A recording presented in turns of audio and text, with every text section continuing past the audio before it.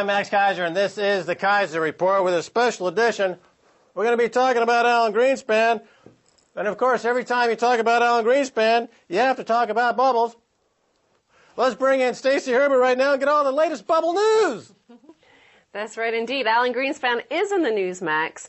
Greenspan, America's bank regulators don't stand a chance. This is Alan Greenspan, and he was speaking before the Financial Crisis Inquiry Commission, the latest show trial in the United States. And it's there to show the people that something's being done to investigate what happened with the financial crisis. Simulated justice. Exactly.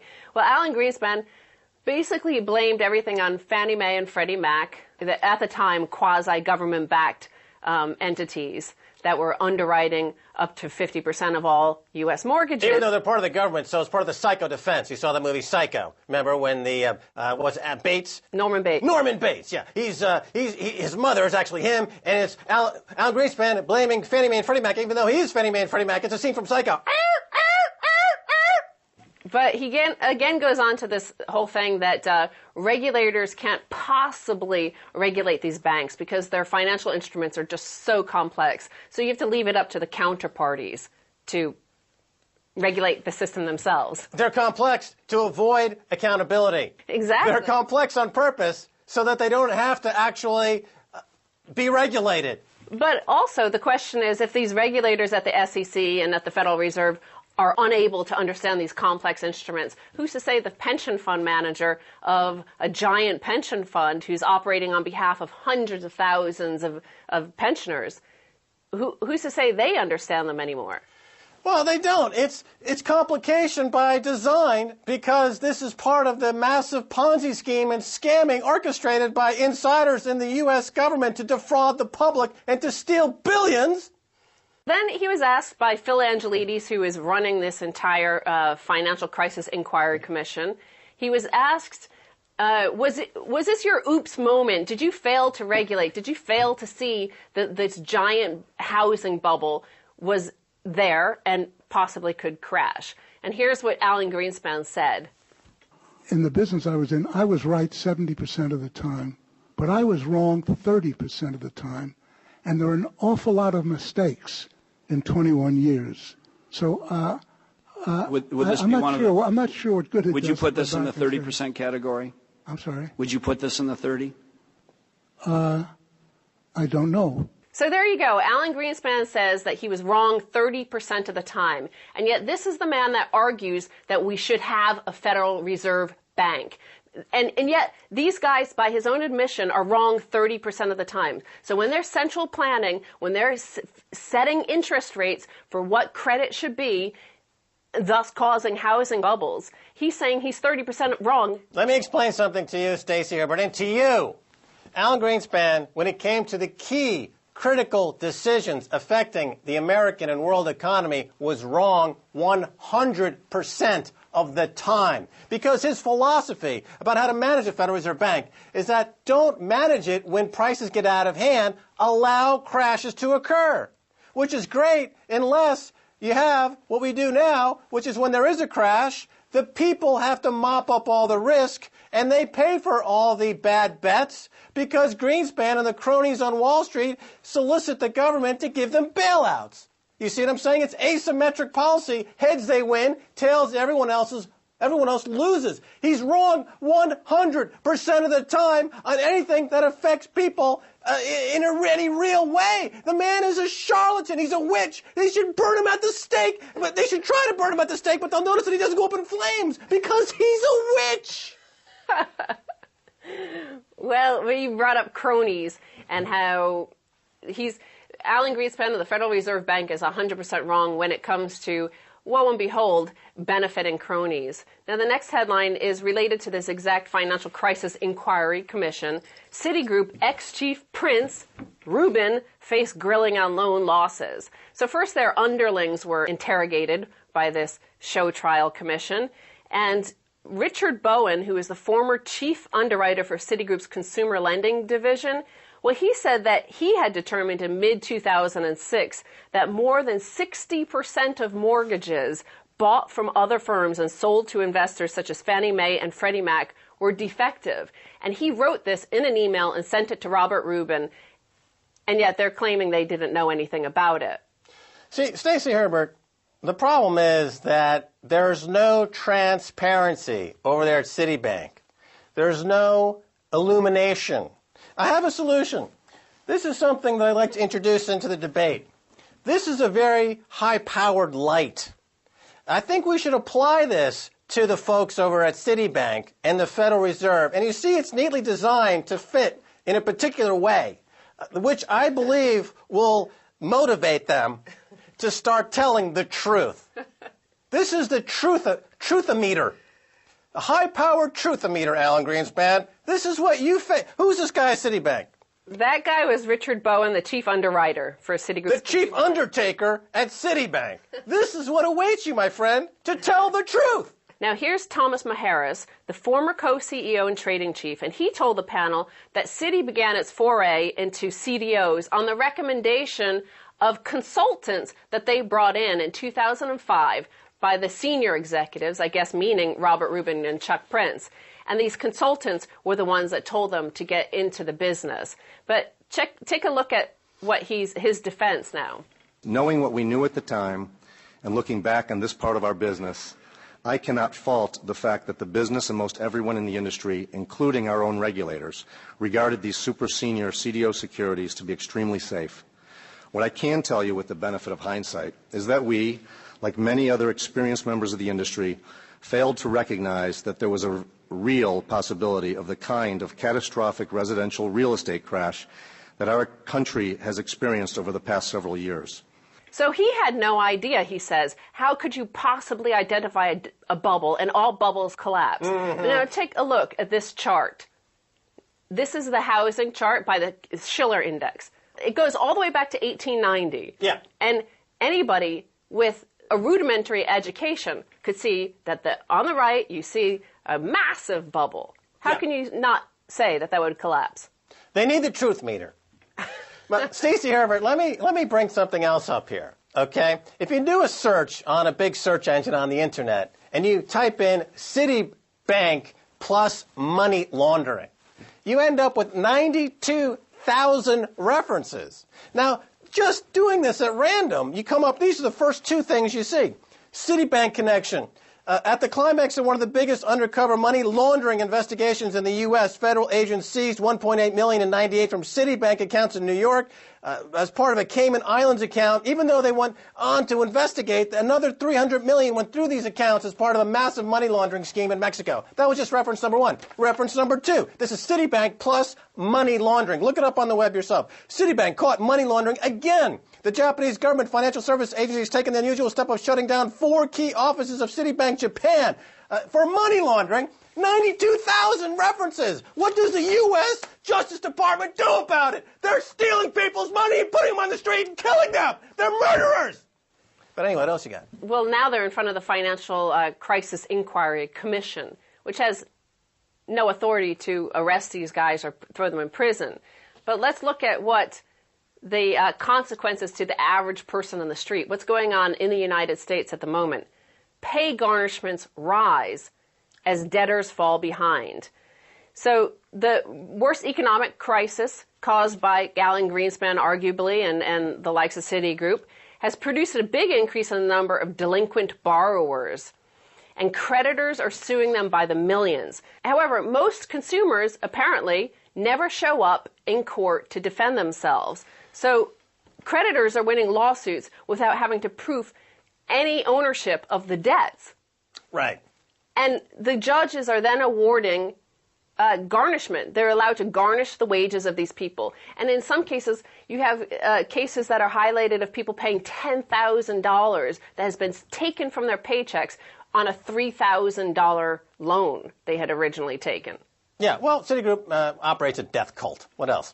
Well, the debt collectors say they are being forced into action by combative debtors who dodge attempts to settle. Right.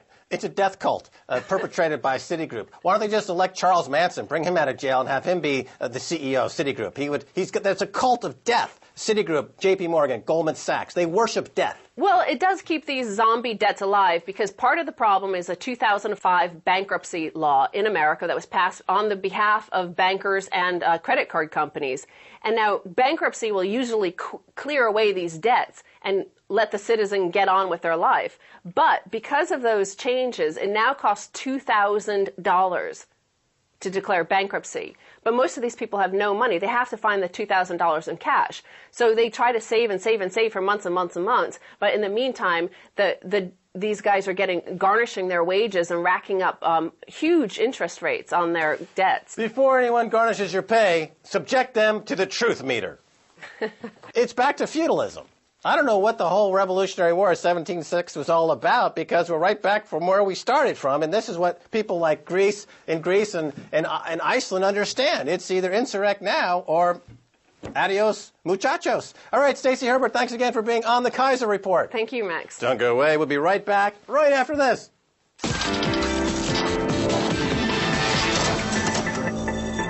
Hungry for the full story? We've got it firsthand. The biggest issues get a human voice, face to face with the newsmakers on RT.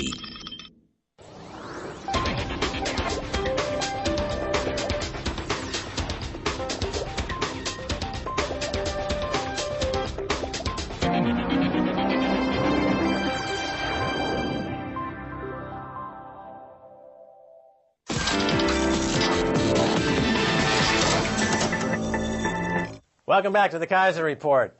Dean Baker is the co-director of the Center of Economic and Policy Research. He's the author of several books, including his latest, False Prophets, Recovering from the Bubble Economy. Dean Baker, welcome to the Keiser Report. Thanks for having me on. All right, in your new book, False Prophets, you name the names of the elites who caused the global financial crisis. Give us some of the names.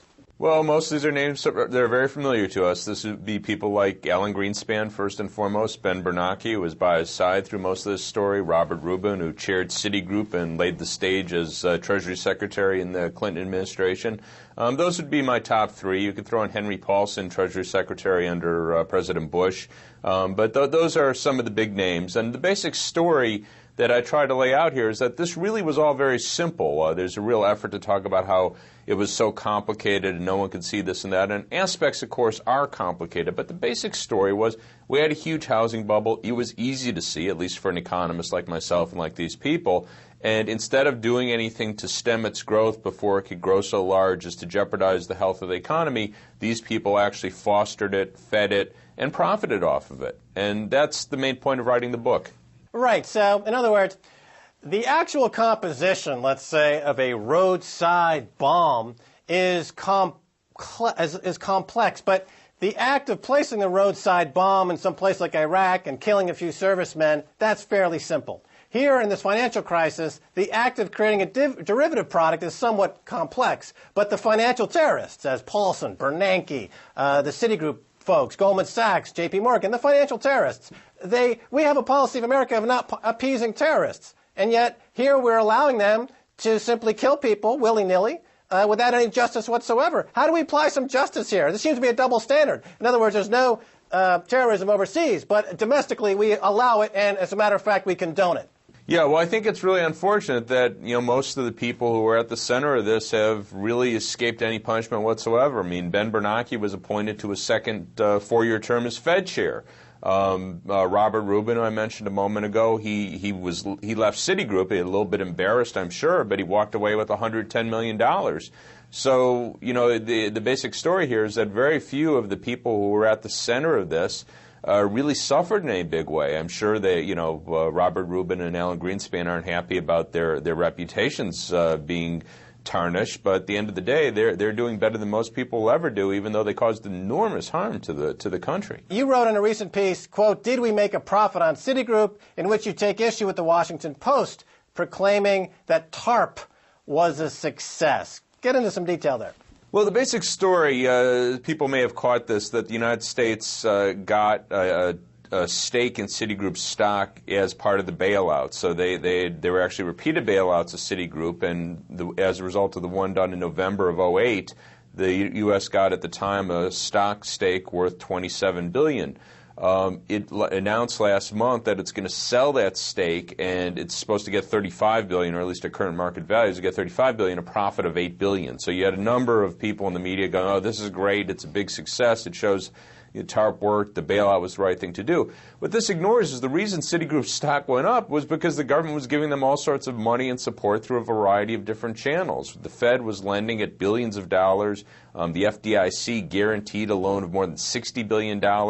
We were giving them money through all sorts of different channels. That caused the stock price to go up. So the idea that somehow we made a profit on that, it's a rather perverse notion. It's sort of like if, we had a pizza stand across the street and the government goes, "Why don't you go borrow lots of money and see if you can make money on that, and we're going to take a 10% stake in your stand, and then and we'll guarantee your debt." And then the stock price of that pizza stand goes up, and then we go, "Wow, look at that, what a great deal, we made money on it." Well, we made money because it was based on the government's guarantee. So it was kind of, it's an interesting concept of making money. Right, so in other words, in any kind of a con game, I remember back in New York City watching the three-card Monte dealers in Times Square. After they fleeced the tourists of $200 or $300 or $400, they'd always let the tourist win $20 before they let him off the hook. And this way the tourist in his mind is thinking, "You see, I beat those guys in the end."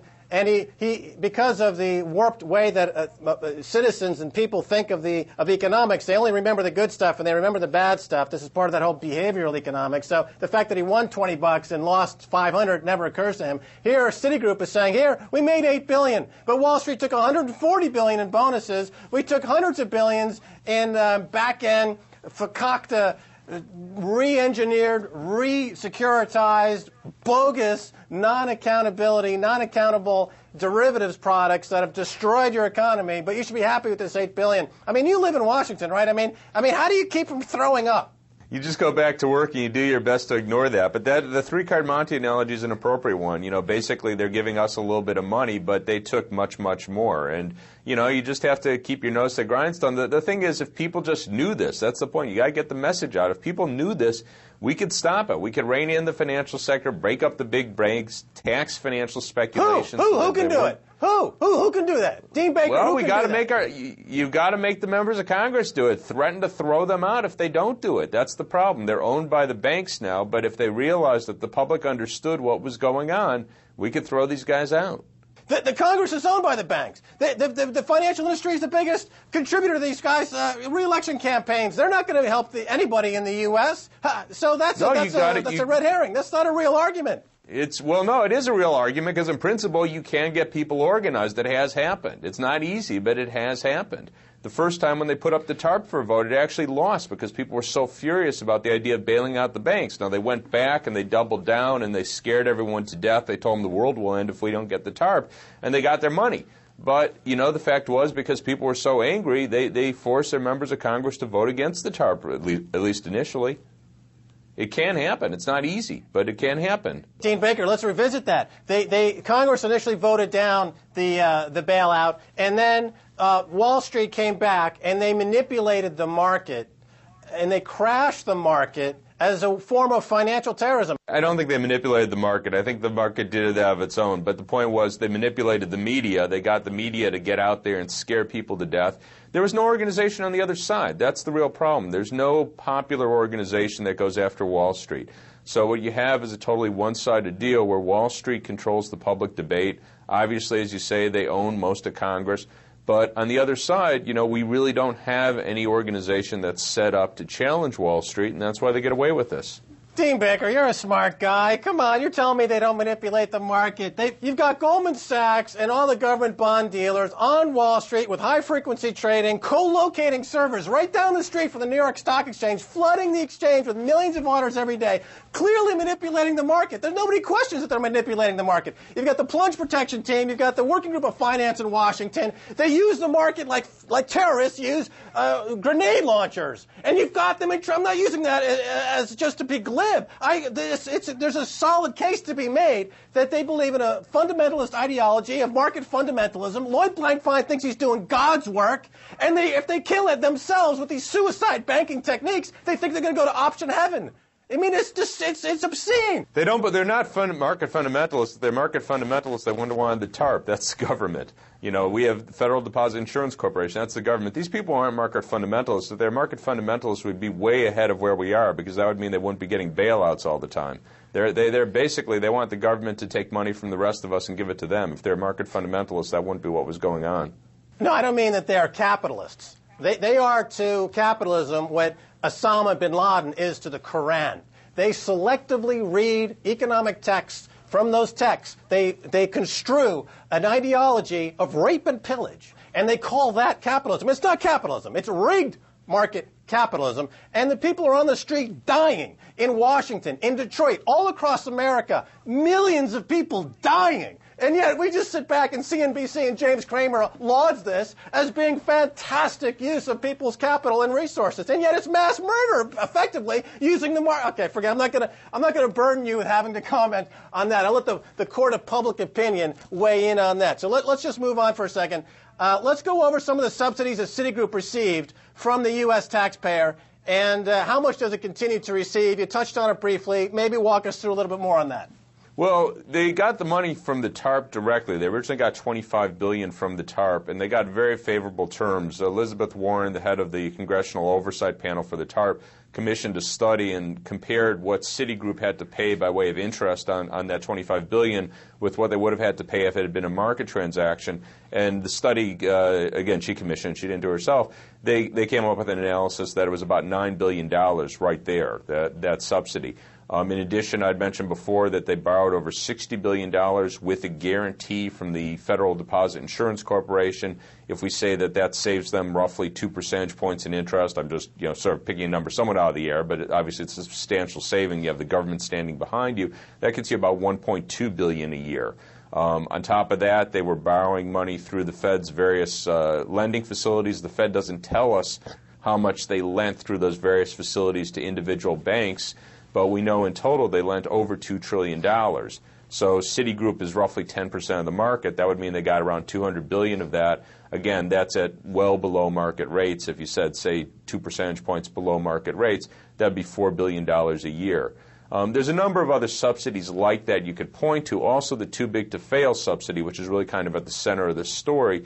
People who invest in Citigroup, people who are willing to lend them money, know that at the end of the day, the government will stand behind that if Citi gets into trouble, which of course it has, because the government thinks that if they fail, if they go under, it's going to have serious repercussions for the economy, which is right.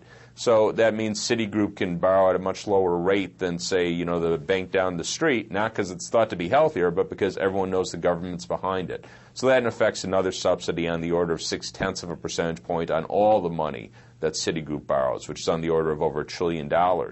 So you have a number of different subsidies, some of which were only temporary during the peak of the crisis, but others, like the too big to fail subsidy, are still very much in place. All right. Now, Dean Baker, you're one of the good guys in Washington. Your writings are well appreciated amongst those who are looking at this closely and see very few people in the media, in the press, and in Washington really giving this due, accurate reporting. So we've got about 30 seconds left. Just a little touch briefly on what you might think could be a prescription for some sound policies going forward. Well, the two big things I would encourage people to focus on: one, breaking up the big banks. There's no reason, there's no economies of scale. If Citigroup, J.P. Morgan, Goldman Sachs, if you whittled them down to size 1/3, 1/4, 1/5 the size, they'd still be very large institutions and be able to do anything that would need to be done in terms of actually serving the productive economy. The other thing is saying a financial transactions tax, a very modest tax on trades of stock, derivative instruments, credit default swaps. It could raise over $150 billion a year. And when you got people running around talking about cutting Social Security and Medicare, before we talk about that, let's tax the speculation. So those are two things that would have a big impact, and we'd notice the difference. All right, tax speculators. Well, hopefully we'll talk to you again about this, and in 6 months' time or 3 months' time, I don't think the situation is going to be any better. In fact, they seem to be rewarding speculators and borrowers at the expense of workers and savers. But anyway, Dean Baker, thanks so much for being on the Keiser Report. Thanks for having me on. All righty, I want to thank my guests, Stacy Herbert and Dean Baker. If you want to send me an email, please do so at keiserreport@rttv.ru. Until next time, this is Max Keiser saying bye, y'all.